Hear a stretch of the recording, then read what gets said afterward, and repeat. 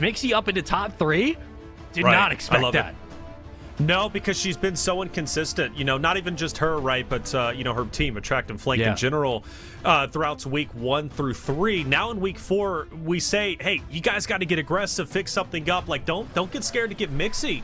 And here they are, you know, getting Mixy. We saw the first kind of like, you know, inkling that they were going to get aggressive when they ended up facing off against Diazbiffle. I think Shifty was the one who ended up dropping. Attract was the one who got that elimination or flanked. And we were like, okay, there's something special here.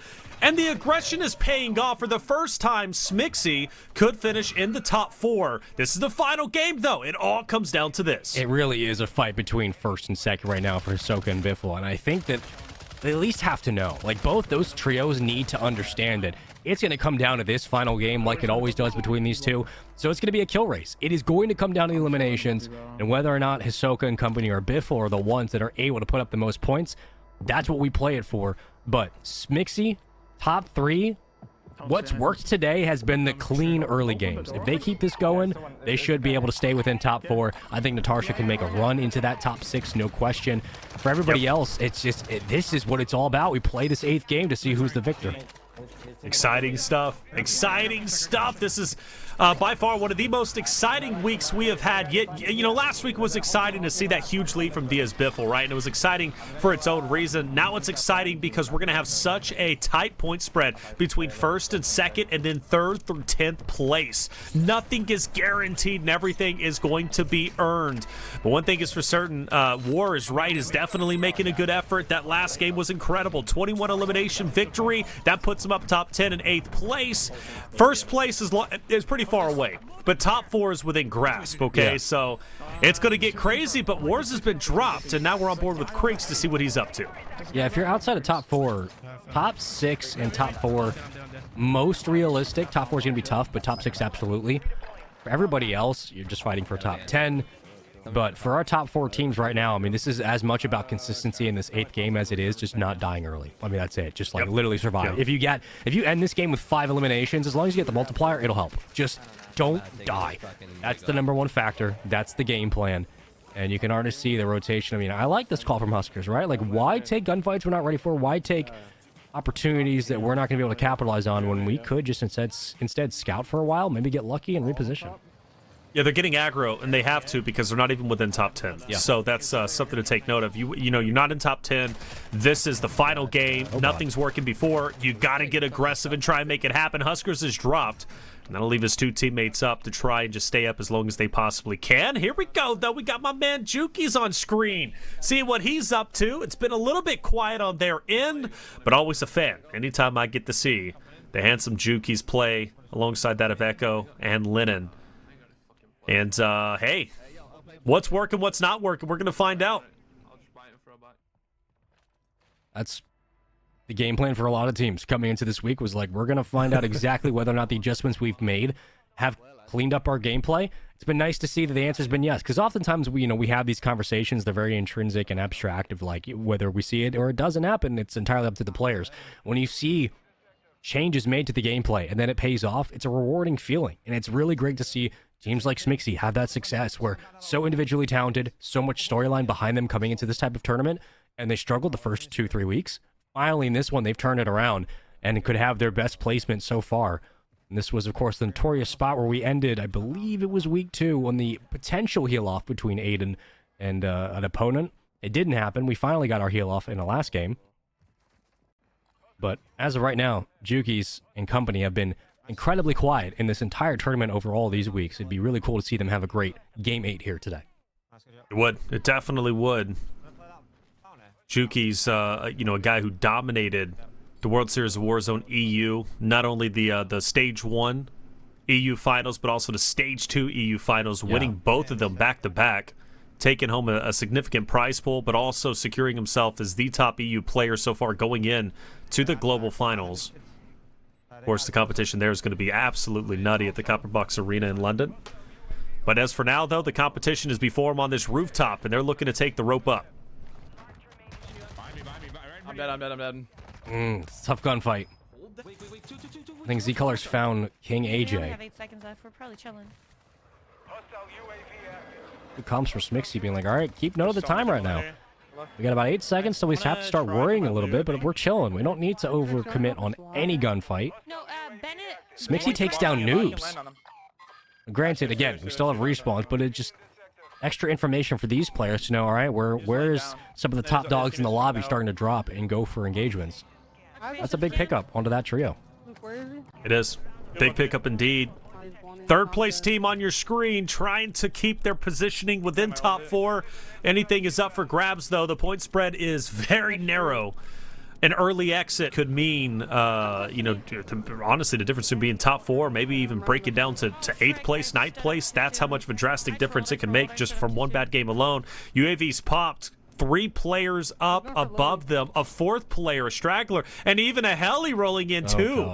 Hey, stadium is hot. Well, I think some of the attention got pulled towards the heli. We saw the red dots in the map pull away from one, but a track still did fall. Luckily for this trio, still have respawns available, but it is important to remember that you lose the UAV. You'll get your new skins in the shop. A lot of new awesome stuff available. You'll find it in the Warzone shop, and she will fall. And she just wants to give up right away, get back into the game. Yeah, get back into the game. The quicker you finish yourself off, the quicker you can come back in, and that's very important with Resurgent still available. Breadman is in the water, sniper in hand, and he's pushing up like he's got an SMG, but that's just the way he does it. Good job. That's going to be a big, big shot. Plates are going to be broken and makes him a little bit more comfortable to push up. He'll keep that rooftop in his line of sight, but watch out from somewhere else. He's getting beamed. I don't think he knows because I don't know either. This is where I believe it was what Hisoka versus Noobs for the final fight way, way back in I think game 2 or 3 when they were on that bridge. As Breadman will try to escape with his life. One of the calmest snipers you're going to see in any lobby. Just not a pulse. And you can hear him saying, look, I'm going to reposition, get on top of the building. Oh, he will rappel up. So repositions are good. Joewo's going to hold his line. And for the moment, the sniper's back in play. All right. You start to take a bit of a breath at the moment. Clutch Belk on your screen, the fill-in for Adrian today on Aydan and Raiden's roster. And we've seen some flash-in-the-pan performances from them. The best performance was going back to game number 5, where they ended up in a 3v3 against Natasha's crew. They dropped down and they ended up losing it, but that was their best finishing yet. And good composure coming out from Clutch Belk. He gets pursued super hard. And that was E-Bates who pushes him, and, you know, Cool Calm and Collected, Clutch Belk picks up the Elam. And Aydan, I think, got at least 2. 1 for sure. So again, the elimination race is what matters for a lot of trios right now in Game 8. It sounds kind of intuitive, but for a lot of trios today, outside of our Game 1 outlier, it has been a very, very low-score affair. They have relied on the multipliers to get things going. So for some of our top teams outside of top 6, in top 6 specifically, the eliminations matter more in this game than in any other game today. And this is why a lot of our top teams have started to slow down, while you're seeing the likes of Clutch Belk, Aydan, and Raiden play on the outside, trying to secure easy kills. They just want to make sure they ensure this as quickly as possible, so when things get dicey, they have a security net available to them if they drop late game. Seeing Brax down. Brax, another talented player who's competing today. And we're going with the recon drone to search for targets. Gets caught up by the door. That's all right, though. You don't see these used too often, at least in competitive, but maybe it's worth it. I think he does spot a player, actually, and he's going to be on the hunt. Does this pay off? In the water he goes. It's a second elimination he gets in the water, this time on Wars, who is off the back of a tremendous game number 7 with 21 eliminations. He previously took down E-Bates, too, so you're getting a nice little change of pace as Aydan will find Skullface. Some late-game players getting taken out early. We'll have a lot left in the battery, but that's okay. It's done its job. And he's more concerned about making sure nobody's pushing him rather than specifically looking for extra players. I think he might have spotted one on the outskirts. Whoever's out here is playing a very dangerous game. On the far right, they're probably going to die in a second. That's hilarious. Breadman back over to his POV. He's got the Lockman in hand. I believe he might stop the snipe. He will. Yeah, I just saw him over there. But they've repositioned quite heavily. I think they've joined back with Breadman as he went back up to rappel to the ceiling. All right, Joewo's down, so now Breadman, he'll make the push to try and get some vengeance. Joewo will be back in just about 30 seconds. Breadman's got some time to play with. He is being hunted, though, so his position's going to be pinged pretty consistently. He'll go ahead and drop down low, which ends up being the wrong play. The self-revive, though, might actually get popped. Nope, Mantle's right up. He's down. And that'll leave one more up as Joewo was still waiting to be rezzed or come back into play. 17 trios, so we've already seen 3 exits so far. Most likely teams who are outside of top 10 looking to make an impact, a last-ditch effort to break into top 10, maybe make a last-ditch effort to break into top 4. But Resurgence is disabled, and this is game 8, so at this point in time, things start to get super dicey, even for the teams who are already in top 10. Yeah, and this is where, again, scavenging becomes a big factor. Whether or not you have the flare is entirely up to the luck of the COD gods right now, but all you got is all you got. You either make it work here in Game 8, or you lose your chance at a top 4 finish for a lot of teams. Solidifying your spot is the game plan. And now the rotation begins. Yep. All right. Where are they at? Or above? Yeah. Anybody comes in this room, though, they are surely dead. All angles are covered. They are convinced somebody is going to be coming through those tunnels just ahead.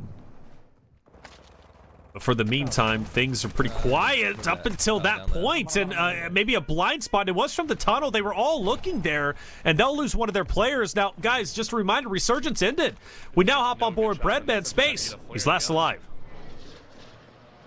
And, you know, he has the weapons, right? I mean, you would love probably an AR in this position over maybe the Lockman. It's pick your poison. The snipe works, but it's also a sniper, so if you start getting pushed by an AR, you better hit your shots. And he, I believe, yeah, he'll trade it out. All right. Favors it. Don't blame him. Don't think he used the streak. Doesn't matter, though. Oh, he didn't use. He pulled it back. Yep. He's got some cash. If he gets to a buy station, he has a chance, granted, if he gets blessed with more money, to maybe get Joewo back, but this, this is tough. I mean, it's centralized, too, where that buy station is at. Yep. So not only does he have to get the cash, but he's got a pretty good distance he has to go. And he's only at 3,300, so we'll see how this works out. He does have a player, though, on his flank. He's going to stay quiet. Maybe that player most likely pushes into him. Or does he... Oh, yeah, here we go. The rat. Waiting. Waiting. Oh, it pays off. Shield's broken. Breadman, though, doesn't hit the shots needed. And now it's chaos. Now it's chaos because he's lost track. He's getting beeped through the wall. He's got to try and make this happen. How is he still up? I thought he shot a little bit too early. I thought he shot way too early, and he gets punished. Oh, that's frustrating. They were in a position. Breadman was trying to make the play. And unfortunately, just couldn't find it. And now back over to Swagg, Z Colors, and Super Evan. Man, if they pull off something here in Game 8, whew. Special, wouldn't it? Would be special. Because I don't think they were top 10, if I'm not mistaken. Taking a look, they were not. Yeah, no, I think they might have been in briefly back in week 2. They have a very slow tournament. But yeah. We've seen Evan clutch up in the biggest moment possible. Now is the time to channel some of that Super Evan that we know and love. That's right. Where do you go from here? Super Evan, such a great guy. I had a chance to meet him quite a few times. Always a nice, humble person. But a fierce competitor, make no mistake about it. Qualifying for the Global Finals meant the absolute world to him. And winning this game might mean the same. But you got to push out. I mean, the zone is just right there, too. Z-Color's like, all right, I'll take the torch. I'll be the one who's going to spearhead this push. Smokes are out. They're going for cover. Buy stations in. UAV's bot. That's going to give some added information. And they do have a couple players on the flank, so they'll spot him just in the nick of time. 20, dead. Good shots from Evan. He got down to Soka. That's huge. Soka goes down. You near here? You near here? Oh shit. Yeah, I need it. AJ's out. I'm just gonna throw all my smokes. All the smokes are coming out. Right here. Play for cover. Natasha on the opposite rooftops. As Inno in support, Zepti working as well. This trio's still up. Someone landed in.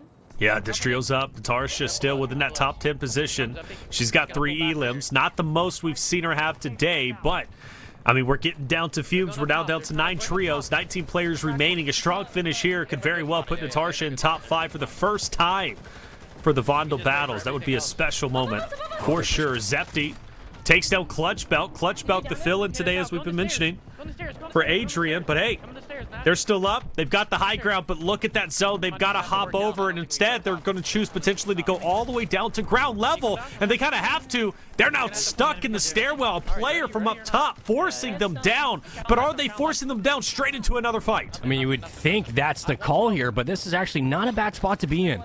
If you stayed on the high ground, you're sitting duck. Now you just have to go. You have to smoke and just trust your instincts to go. And they are, oh my god, they are running into a kill box. Oh my god, Zepti goes down. Everybody's looking in their position. She runs out of the play. Just trying to keep everybody involved somehow. Shots from the rooftops. Players inside. The boogeymen are here, but she is up. Inno is still alive.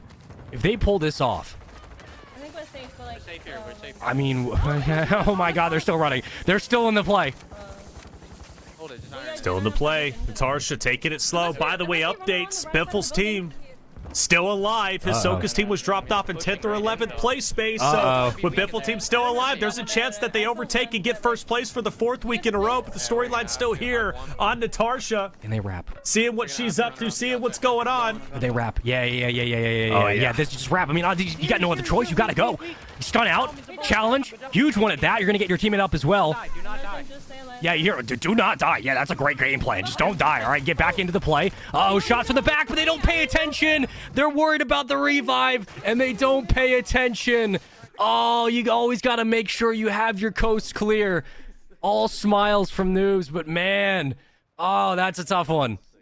It is. Still a good finish, though. You got to thank from Natasha and crew, and a victory screen will come up, and I believe that was Noobs who gets it.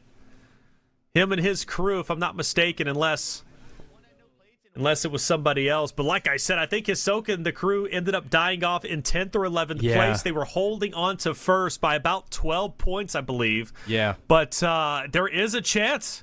There is a chance Diazbiffle was able to make it happen with the squad for 4 weeks in a row. That would be something special. But honestly, today, all around space, there were so many great moments and great plays from teams that, let's face it, haven't done a lot throughout the weeks. But this time around, they made a huge impact. This was the week of everybody else, right? Like this was all about the teams that made adjustments, the players that cleaned up the early game, the late game consistency from players like Natasha, from Inno and Zepti. This was just a collective effort from everybody. It seems like this week was players finding the rhythm for sure. But the one thing that we hit on consistently was literally just the variance for subs playing in this.